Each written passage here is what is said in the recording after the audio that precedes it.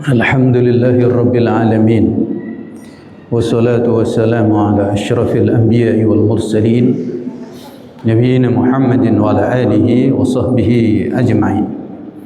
Asyhadu an la ilaha illallah wa asyhadu anna Muhammadan abduhu wa rasuluh. Bapak, ibu-ibu dan saudara-saudara sekalian, dalam kesempatan ini kita ingin menjawab ada pertanyaan, apakah benar bahwa Iran yang akan mendapatkan kemenangan, dan itu sudah disebutkan di dalam Al-Quran 14 atau 15 abad yang lalu. Di dalam Al-Quran surat Muhammad ayat 38, di mana di sana Allah Subhanahu wa taala berfirman, ha antum, itulah kalian, tud'auna litunfiqu fi sabilillah, kalian dipanggil agar kalian itu berinfak fi sabilillah, di jalan Allah. Faminkum may yabkhal, maka di antara kalian ada orang-orang yang bakhil, enggak mau berinfak di jalan Allah. Wa may yabkhal, dan siapa yang bakhil, tidak mau berinfak di jalan Allah, fa innama yabkhalu an nafsih, maka sesungguhnya dia hanyalah bakhil terhadap dirinya sendiri. Wallahul ghaniyyu wa antumul fuqara, dan Allah itu maha kaya. Wa antumul fuqara, dan kalian itulah yang fakir, yang membutuhkan Allah Subhanahu wa taala. Allah tidak butuh kalian, tapi kalian yang butuh Allah. Nah, di sini wa in tatawallaw, dan jika kalian berpaling dari ajaran Islam, dari ajaran yang dibawa oleh Nabi Muhammad sallallahu alaihi wasallam, yastabdil, niscaya Allah bakal mengganti. Artinya mengganti kalian. Yang tentu saja saat itu adalah yang diajak bicara oleh Allah, para sahabat dan seterusnya. Maka niscaya Allah mengganti qauman, dengan kaum, ghairakum, selain dari kalian. Thumma la yakunu amsalakum, kemudian mereka tidak seperti kalian. Artinya mereka ini lebih baik daripada kalian. Bapak, ibu dan saudara-saudara sekalian, ditambah lagi yang bertanya itu mengemukakan hadis, dan memang iya, hadis ini disebutkan oleh Ibnu Katsir tatkala mentafsirkan ayat ini.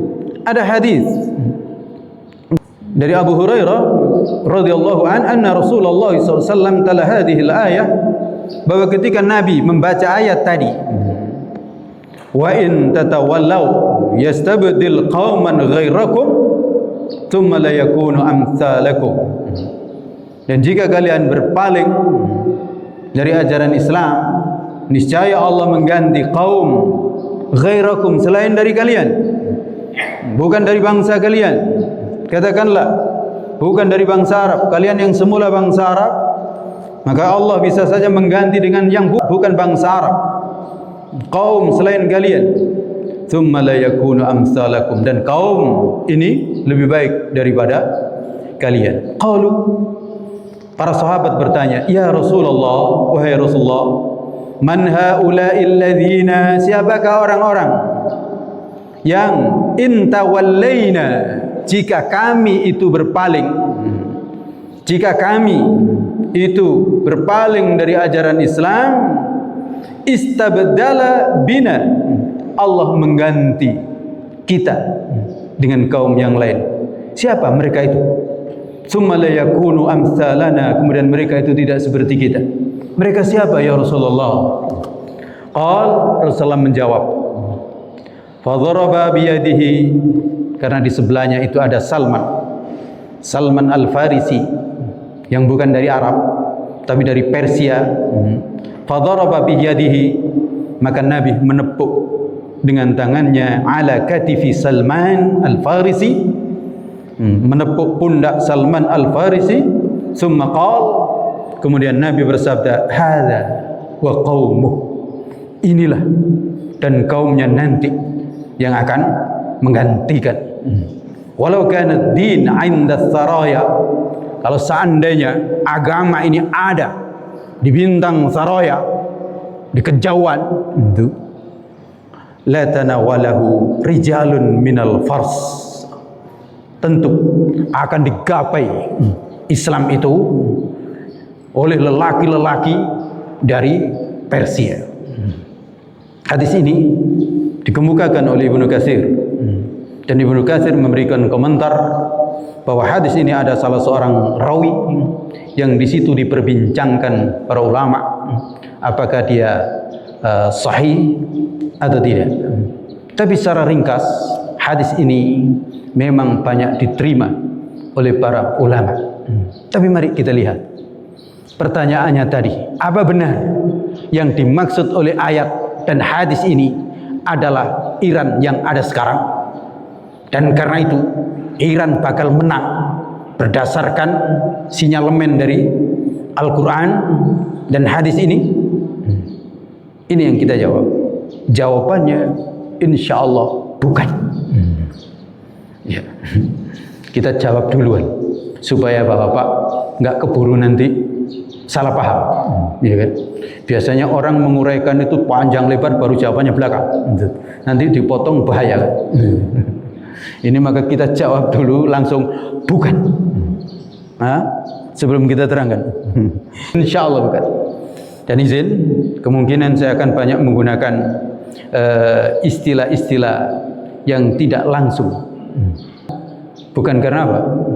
Sudah banyak kira-kira ceramah kita yang nggak bisa tayang gara-gara langsung nunjuk negara tertentu atau orang tertentu. Jadi nggak bisa tayang. Bahkan ditengarain ini macam-macam gitu.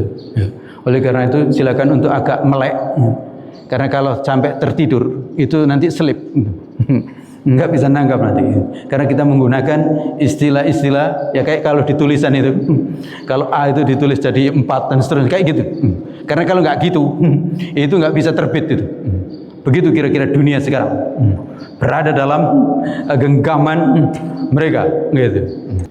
Nah, oleh karena itu silakan untuk diperhatikan dengan sungguh-sungguh. Kita jawab bukan.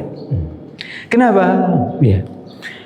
Pertama, perlu diketahui bahwa memang di dalam Islam itu ada hukum. Hukumnya itu adalah siapa yang berpegang teguh dengan Islam maka dimuliakan oleh Allah. Dan siapa yang tidak berpegang teguh dari Islam maka akan dihinakan oleh Allah. Ini hukum. Tidak akan terbantahkan. Jadi bangsa Arab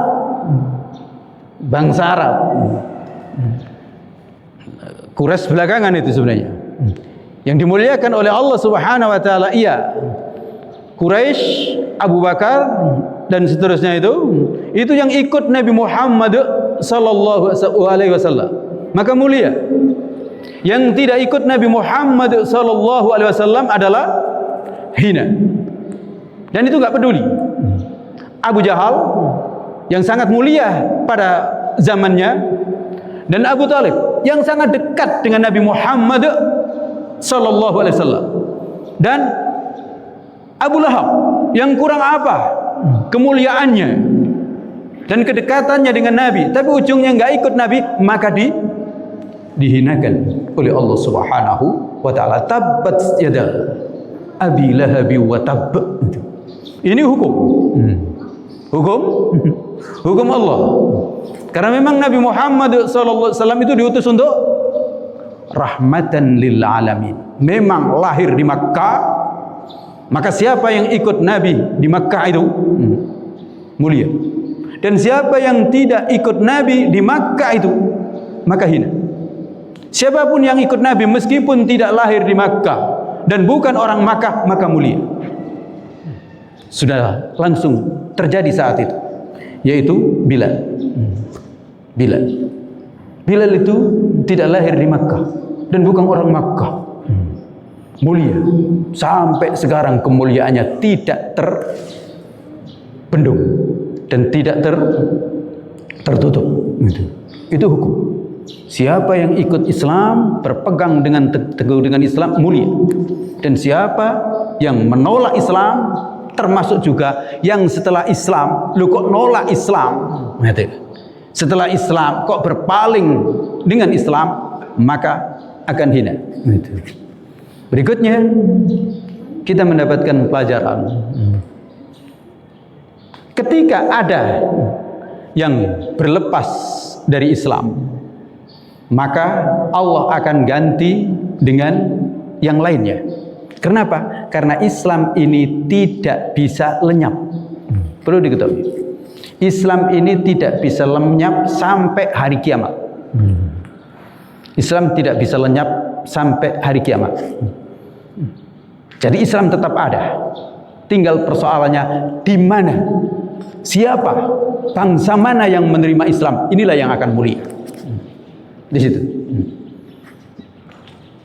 Bangsa Arab yang meninggalkan Islam akan digantikan dengan bangsa yang lain, meskipun bukan Arab.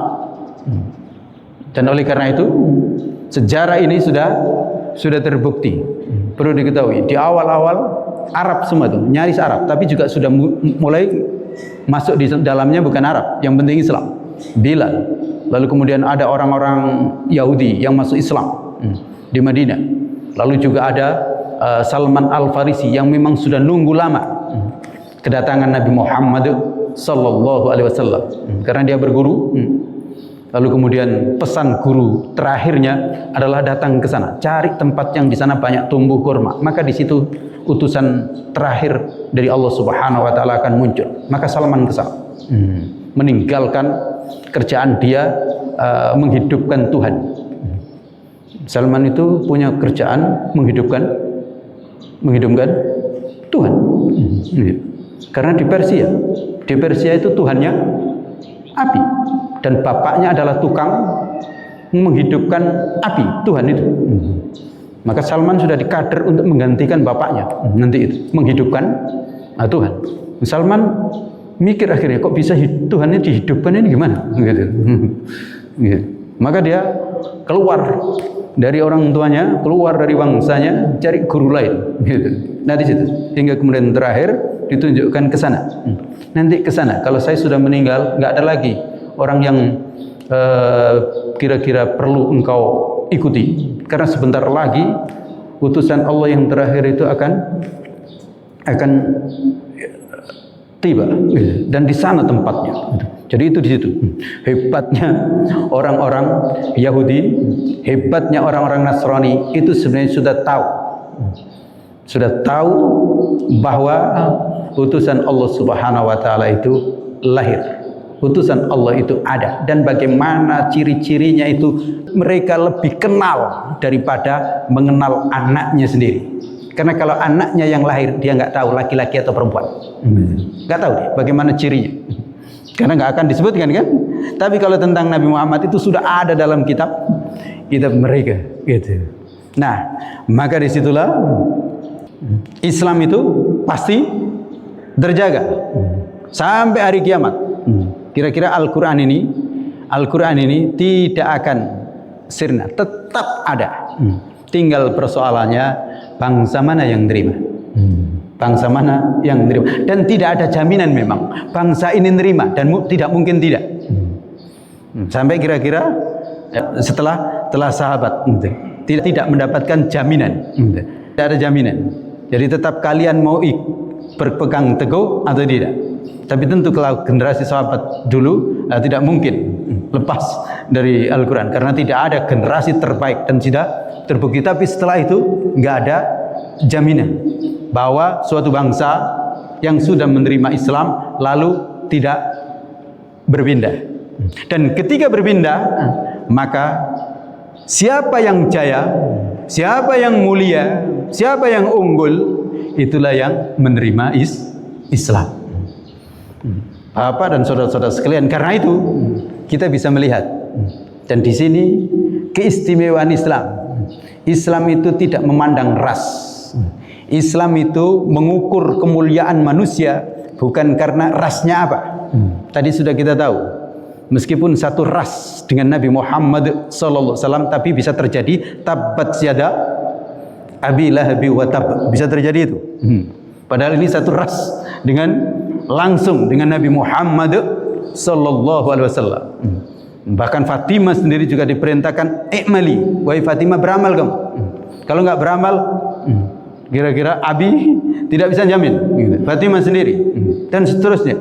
Tidak ada, termasuk Hasan, Husain, semuanya diperintahkan Nabi untuk beramal. Tidak ada yang cukup karena kamu sebagai anakku. Tidak ada yang seperti itu.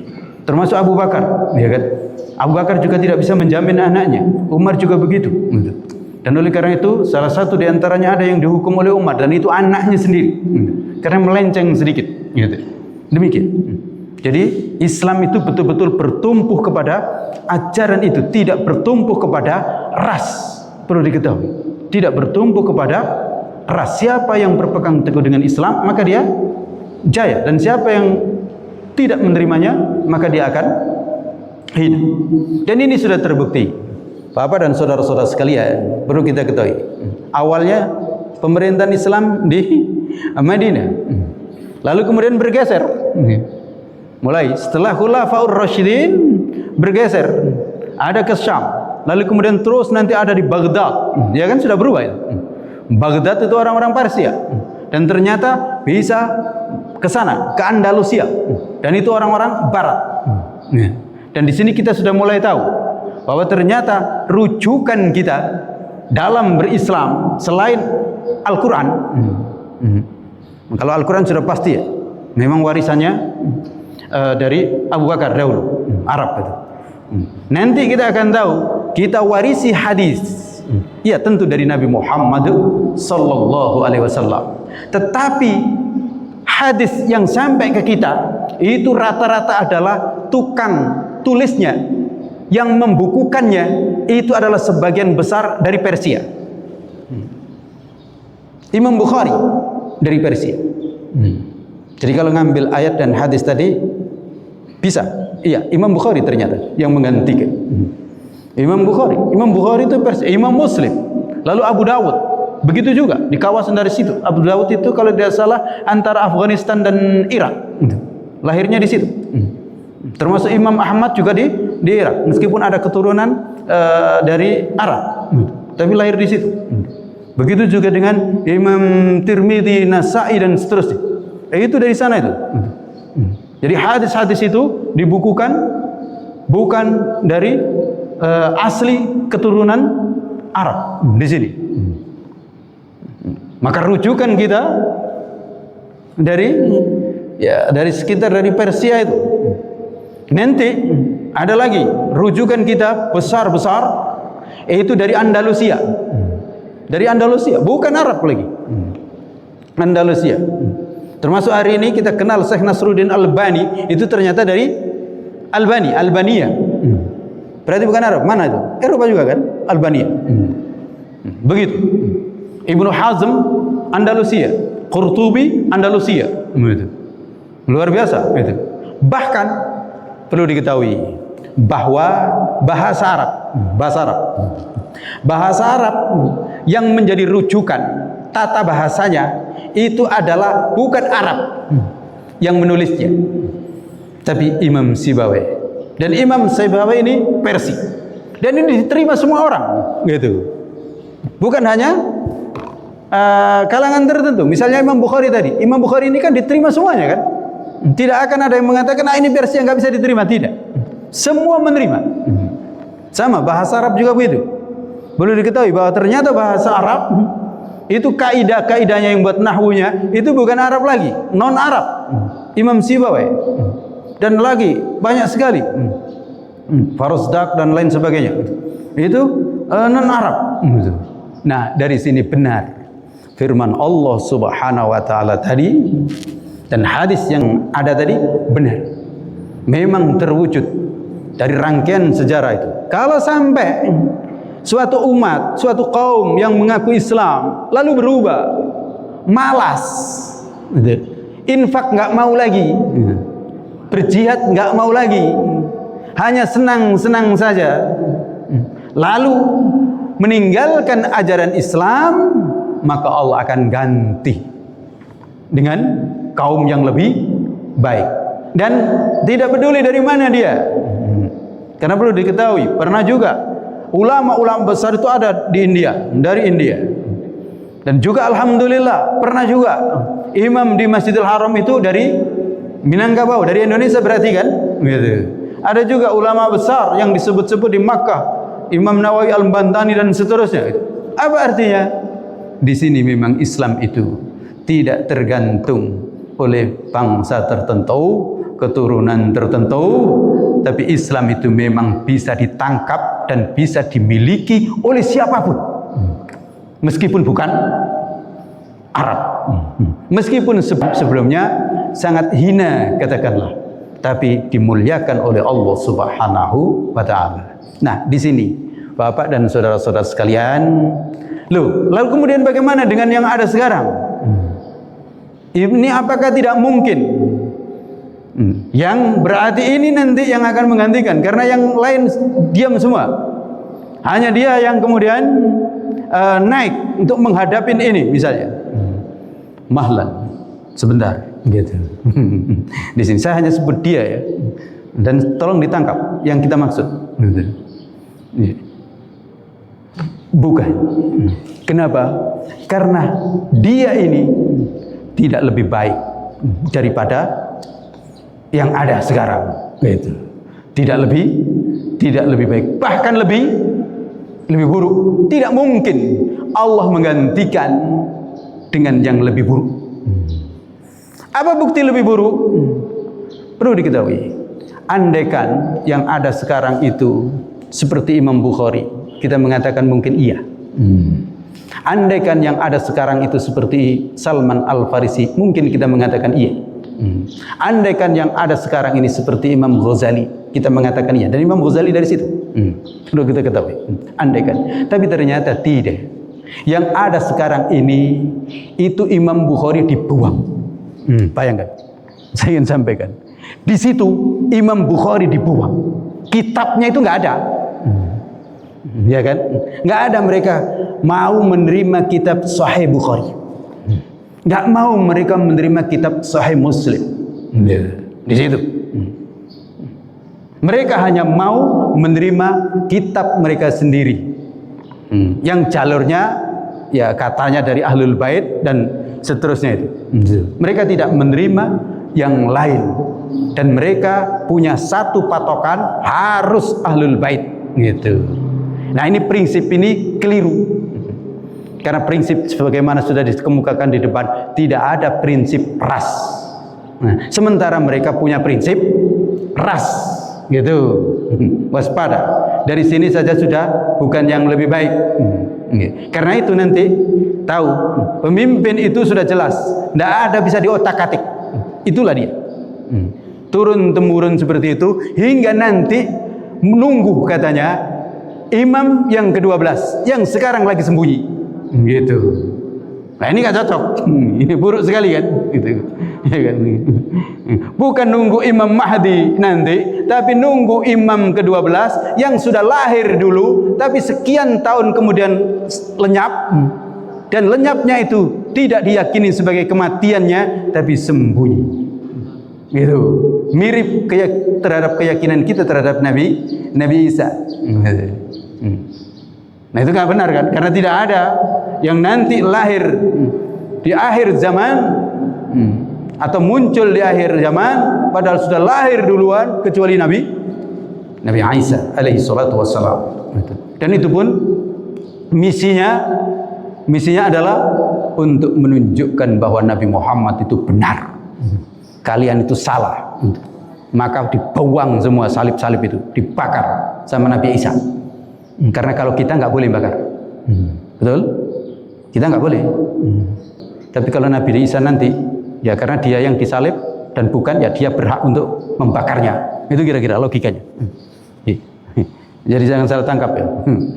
Ya karena Nabi Isa yang memang langsung terkait. Siapa yang bisa melarang Nabi Isa? Ya misalnya, ya, foto kita di situ disalib. Mungkin orang lain nggak bisa kan melarangnya. Tapi kita yang punya gimana?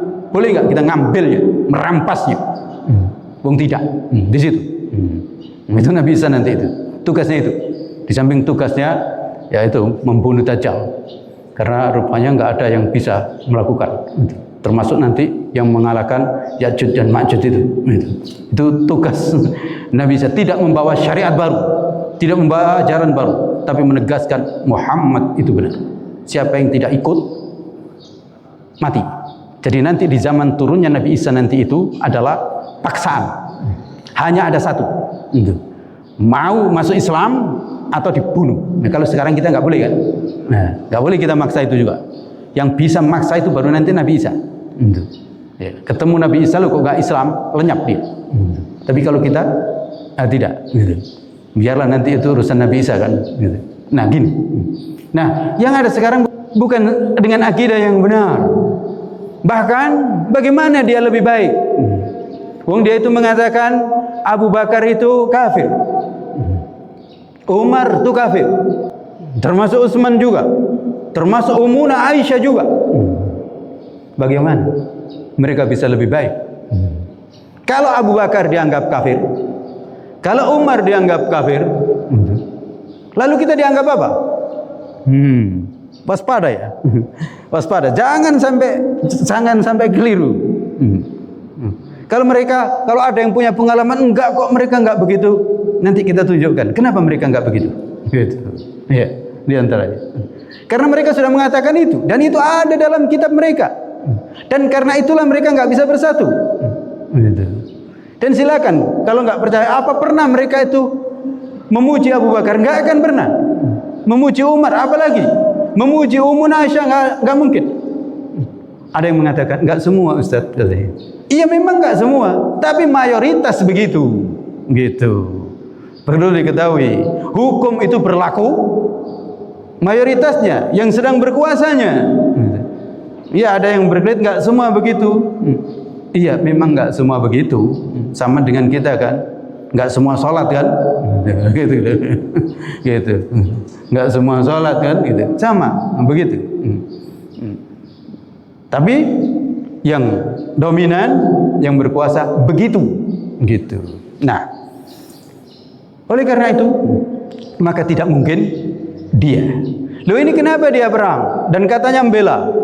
Nah disinilah Bapak dan saudara-saudara sekalian, sebenarnya sekarang yang menjadi isu sentral bagi kita itu adalah Palestina. Saudara-saudara kita ini, saudara-saudara kita yang sedang dijajah oleh Israel. Saudara-saudara kita yang sedang dijajah oleh Israel. Ini yang sebenarnya kita punya kepentingan. Ya, harus begitu. Ini nanti nggak bisa tayang nih. Israel atau apa? Ya udahlah. Gitu.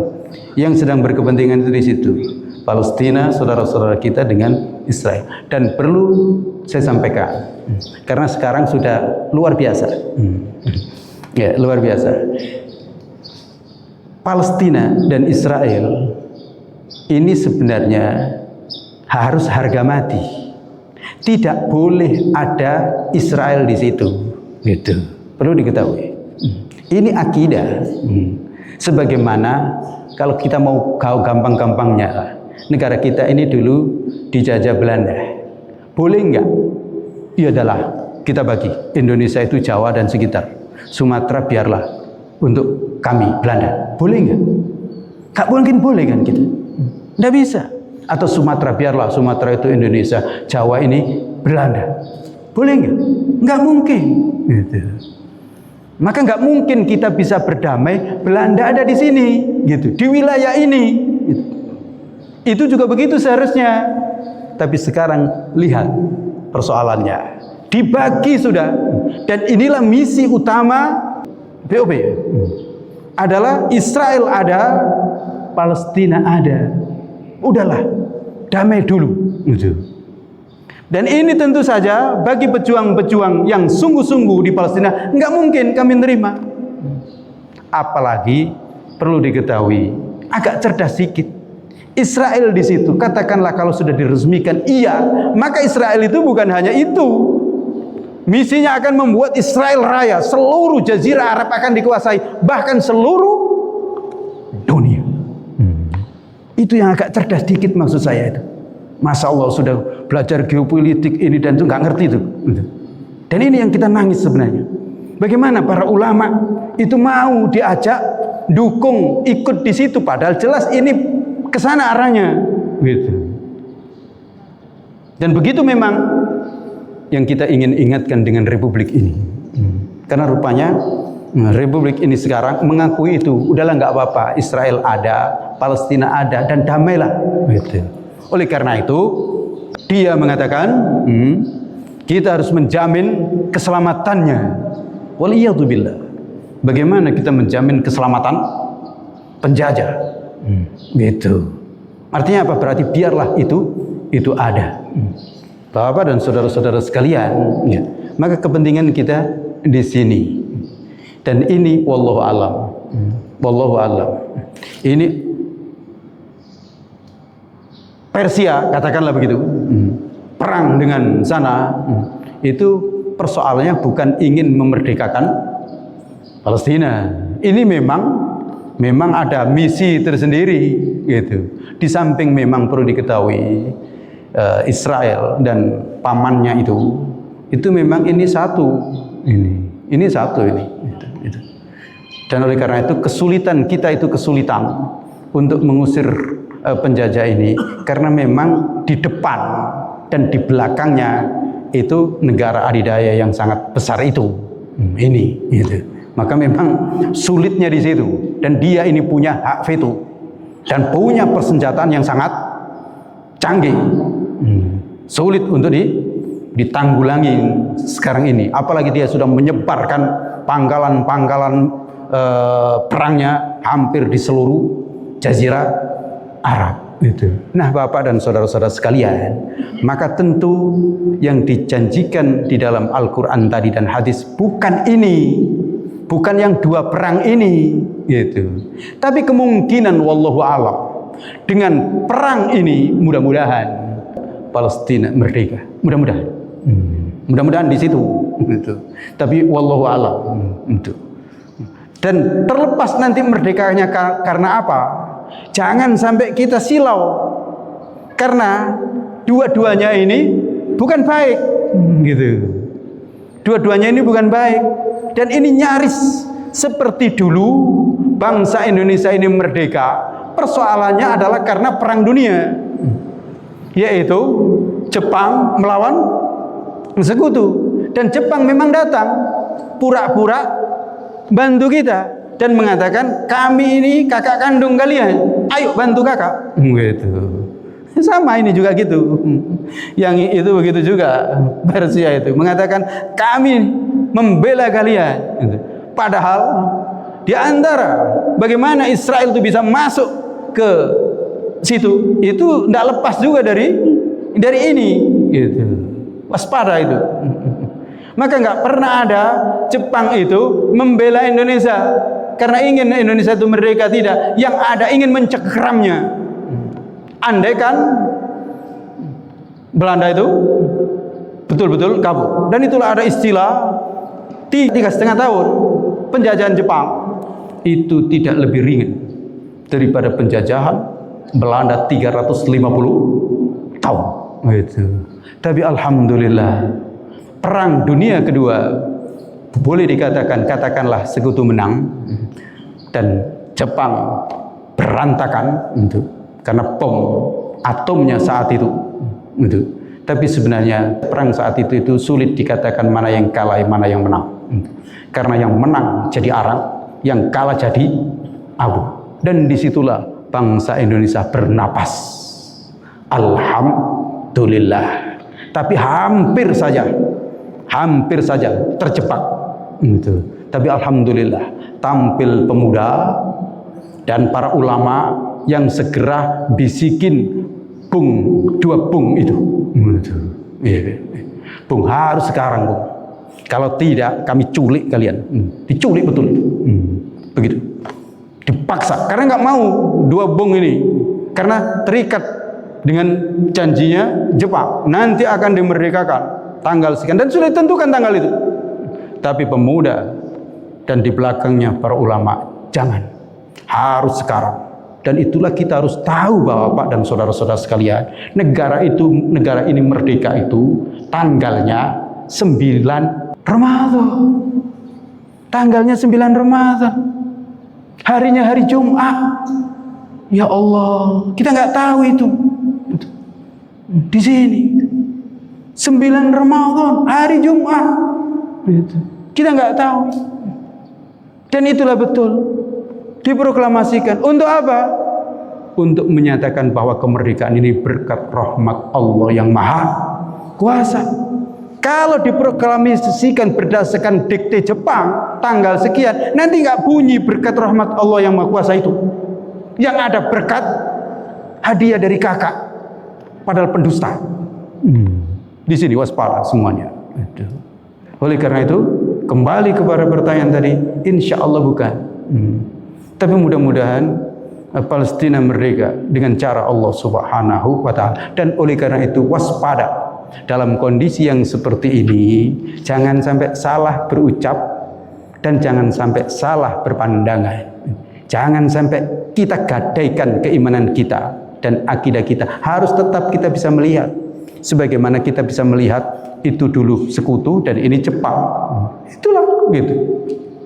Tapi memang iya, ada yang nggak bisa melihat itu.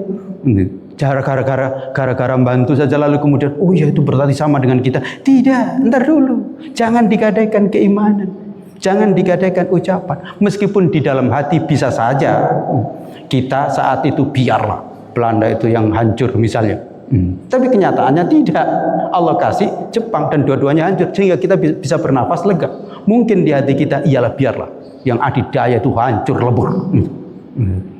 Mungkin di dalam hati kita begitu. Mungkin saja karena kita memandang lebih baik ini lebih baik itu. Tapi waspada, dua-duanya bukan itu yang dijanjikan oleh Nabi Muhammad sallallahu alaihi wasallam. Justru yang kita tangkap yang dijanjikan berdasarkan Al-Quran dan hadis ini adalah saudara-saudara kita di Palestina yang tetap mengatakan tidak boleh di sini ada orang-orang Yahudi. Itu dan itu nggak banyak. Perlu diketahui, yang punya prinsip itu nggak banyak sekarang. Rata-rata yang ada di sana itu nggak apa-apa lah, sudah Israel itu ada dan kita ada. Tapi masih ada satu kelompok tidak boleh ada negara Israel di sini. Karena kalau ada negara Israel di sini itu bahaya nanti.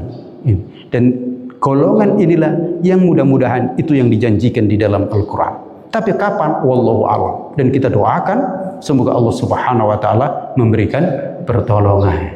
Begitu.